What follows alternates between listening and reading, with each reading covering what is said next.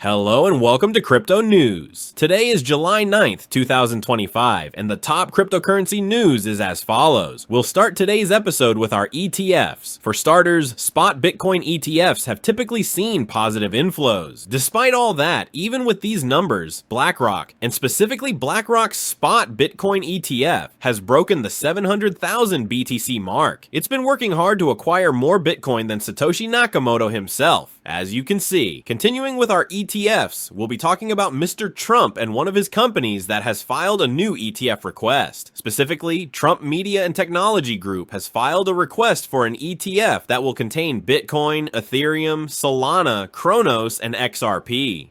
It will be called the Truth Social Crypto Blue Chip ETF and will consist of 70% BTC, 15% Ethereum, 8% Solana, 5% Cronos, and 2% XRP.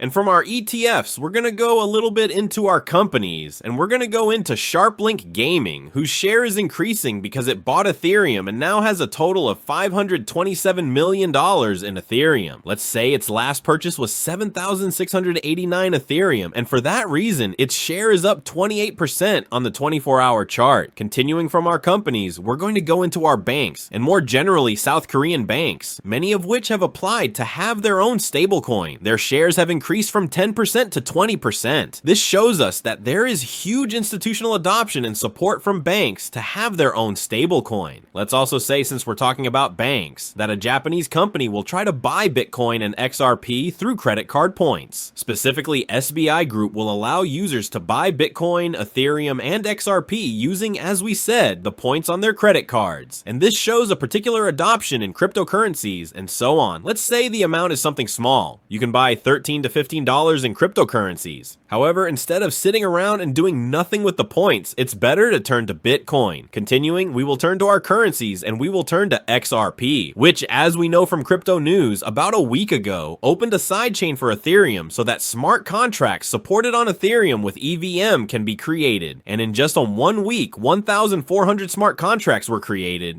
as you can see from our statistics, 1,419 to be exact. And this shows us that Ripple made the right move by creating an EVM for Ethereum, apparently. So theoretically, this should bring more traffic to XRP itself, as you can see, as 24,182 XRP have already been paid in fees in the last 24 hours alone. Moving on, since we're talking about EVM, we'll also turn to Pump Fund, which will likely create an EVM to access Ethereum. There's no official announcement. It seems from the blockchain that Pump Fund is likely planning to make such a move. And the reason is because Bonk Fund has taken over, as now on Bonk Fund alone, 55% of coins are created on the Solana network. That is, out of the entire Solana network, which has a huge ecosystem, 55% of new coins are created on Bonk Fund alone. And for this very reason, this particular coin, Bonk, has seen its price increase by 60% in 7 days. And since we're talking about prices, it's time to go to our favorite cryptocurrency market, with Bitcoin sitting at $108,000, with the price waiting for some development to determine whether it will go up or down. That wraps up the top news for crypto. Today is July 9th, 2025. I'd like to remind you that the content you just watched is created for educational purposes only and should not be considered as investment advice, but rather as investment opinion. Please subscribe to the channel, leave a like, and feel free to comment. Take care, everyone, and have a good day.